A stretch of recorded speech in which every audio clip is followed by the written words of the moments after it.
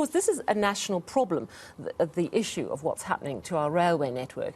In the Eastern Cape, cable theft, vandalism has forced the Eastern Cape rail network off the tracks. Many trains in the province have actually been out of service since last year. Other modes of transport are also under strain, leaving some commuters without options for travel. eNCA's Ronald Masinda has been in and around East London assessing the situation on the railways there, and he joins us. Ronald, good evening to you. So, real problems with rail infrastructure. We've seen this across South Africa. Is it any different or any worse in the Eastern Cape? It's probably a bit worse, Sally, because here in the Eastern Cape, this is a very vast province where traveling from one town to city to another, it takes for hours. So there is an urgent need for railway infrastructure, but it is certainly not different in terms of some of the issues faced by Metro Rail. Metro Rail saying that there's been a lot of vandalism and theft.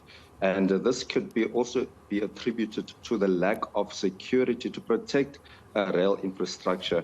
And this province, the Eastern Cape, we've also heard that since August of this year, the suspension of train services, not only at the Buffalo municipality, Buffalo Metro, but also at the Nelson Mandela Bay Metro. So this has impacted maybe thousands of people on a daily basis, many of them relying on rail or trains to get to economic activity, to areas where they could work or go to school. But what we also learned is that there are many issues faced by workers here at the Eastern Cape, people from Metro Rail who don't know what the future holds for them, because on a day-to-day basis, many of them, especially those who are supposed to be operating trains, are unable to work because the trains have come to a stop. We also heard from the regional spokesperson for Metro Rail here in the Eastern Cape, and this is what she had to say.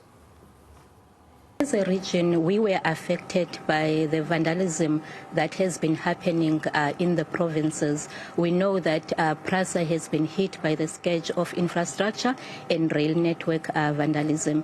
And now we find ourselves not being able to operate our services and give service to our commuters. And we have 7 e-locomotives that we have in the region that were acquired solely for the use of our commuters. But now we find them parked because our network is not suitable now to operate electric locomotives. How is this impacting on staff and the business here at the train stations? The staff is very panicky. Obviously, we are coming to the region to work. Those who are working in the offices are continuing to work because work must happen. And the ones that are operational, we are having training that is happening, awareness training and refresher trainings. You must remember that train drivers, they must have a valid license. So now if they are not using their license, it's going to expire.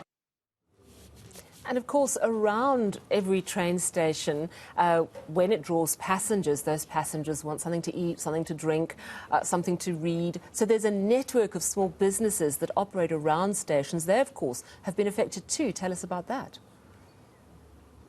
Yes, I mean, they've been calling some of the train stations as ghost towns. That's the way they've been describing them. And many of these people are actually renting spaces, Sally, and with rent comes the cost of a monthly rent that they have to pay, and many of them are now unable to, and there's no knowing whether or not train services will be restored in the near future. We didn't get a clear indication as to what the plan is going forward. After all, it is Transport Month, a time, Sally, where the rail infrastructure or the rail industry is supposed to be hard at work, mobilizing, going through initiatives in order to ensure that people from the Eastern Cape are in confidence of authorities in the rail sector, but not so much so at this stage, Sally. Many people are panicking. Many businesses, as we heard earlier today, had to shut down, people finding other ways, other places to trade their businesses. We heard from one person, a Ghanaian international, who is a shoe repair business owner, and he had this to say.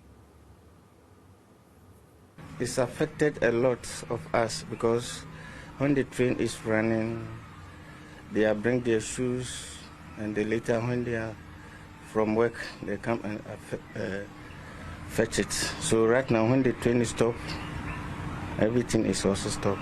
So that's why it affected our business. Yeah, that's a real sad reality, isn't it, Ronald? You've also spoken to the Eastern Cape Transport MEC. Hopefully there's a plan to revive the rail network in the Eastern Cape. Tell us about that. But also there are other challenges around transport in the Eastern Cape, aren't there? Yes, indeed, Sally. So the MEC, Mr. Ngata, said that there will definitely be a priority in terms of trying to revive the rail infrastructure. It will also ease the burden faced by the transportation sector here in the Eastern Cape. Many people relying on the roads, and many of the roads here are known not to be safe. There are issues with potholes, Sally, and it's not uncommon to hear of people traveling for kilometers on gravel roads. As a result, a story that we also tried to do was in Butterworth, where we heard of people from a village there who have taken it upon themselves to try and, fix the roads themselves because they feel that their efforts have been ignored. Their calls have fallen on deaf ears to fix many of the roads in that part of the world and in many other parts of the Eastern Cape. But also there are issues with taxis, for example, Sally. The issue of taxi violence has been a problem that